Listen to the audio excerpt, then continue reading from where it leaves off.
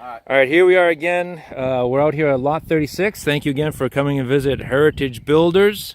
We're in Mustang Ridge. If you remember from previously, we're out here on this particular job site where we're getting ready for our concrete pour this Friday. Today we are with our Master Electrician, Mr. Graeme Hair from ITS Electric. We already have all of our installations taken care of. Again, there's Mr. Darren Freeman again. He is here with our... He's here with our Master Electrician. All of the electrical work Mr. Hair is already taken care of.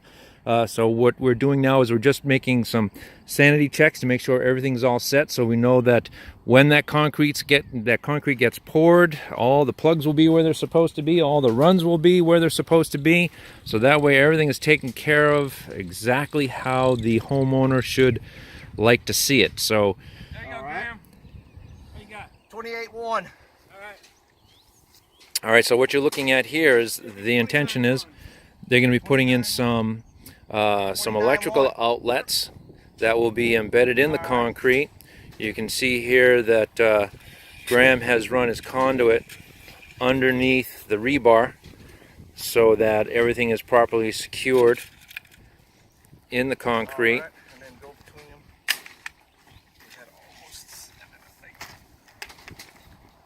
In this particular instance here, these outlets. Now, these floor outlets, where are these floor outlets going in this particular layout? The couch is supposed to go.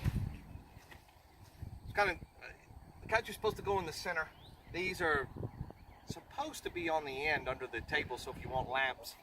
So this is obviously this then is the living room. They must be looking to fireplace here, right? Yeah. So we're going to have a couch with two end tables. The center of the fireplace is right here, and then we'll come back a certain distance from either side for your kind of average couch. Right. And hopefully these will just be on the outside. But you know, if you buy a 10-foot couch, then you got a different problem. It's just running under the rug. Right. But so Elliot, also the distance it varies depending on the size of people's TV screens, but we tried to put them between 12 and 13 feet in a living room. That makes sense. So the couch will sit there 12, 13 feet over here. You have the fireplace, you have the TV up here above it, so it all gets a. You get a good distance from. That way you can get a bigger TV. Right. So this way, and obviously what the problem we're running into naturally is that this is a huge great room, and it's not like you can just have an outlet in a wall someplace and you're running power cables across the floor. This way we're taking care of, we're providing power to the center of the room and making sure that it's nice and neat and safe, right? Yeah, and you can put them on to where you can manually turn them on by hand if you're sitting there, or you can do it to where it's your main light. You walk in, we put it on a switch. And then you can turn it on entering the room and turn it off leaving. So it's the same as ceiling lights. Some people prefer lamps. Right, right. So Darren, you had additional comment on that? No, that's a good point. What he's saying is there's different ways to power things, different ways to turn things on and off. So, you know, exactly what he was saying. You can hook these to a switch.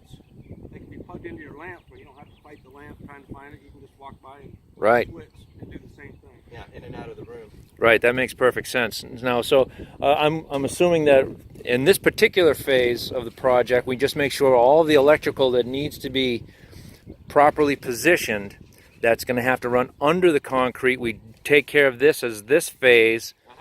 Concrete comes in, all of that gets poured, and then phase 2 will be connecting it into, you know, the wall framing and all that other stuff, and then run it back. Got it. Stubs up in the outside wall, and then we have the island right here. Okay. That's the power to the island. So what that'll do is that'll feed the plugs in the island. Yeah. And also the cooktop. So excellent. You know, larger pipes in, a couple of them, so we're not squeezing anything, and then give it plenty of space for any future if they add something. Outstanding. That's really cool. All right, well, we're pretty much all set here today. Does that sound about right, gentlemen? So this is all worked out? We're set. We have the city inspection. We've already done the engineering inspection, and now the city inspection will be this afternoon. And once we get through that inspection, which I don't see any issues at all, and we'll be done. All the plumbing's been checked more than once, multiple times.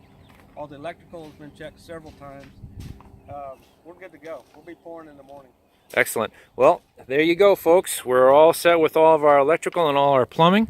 We will see you all Friday morning at 5 o'clock. Thank you for visiting Heritage Builders. Be sure to like this video and subscribe to our channel and tune in for more. Thank you for visiting.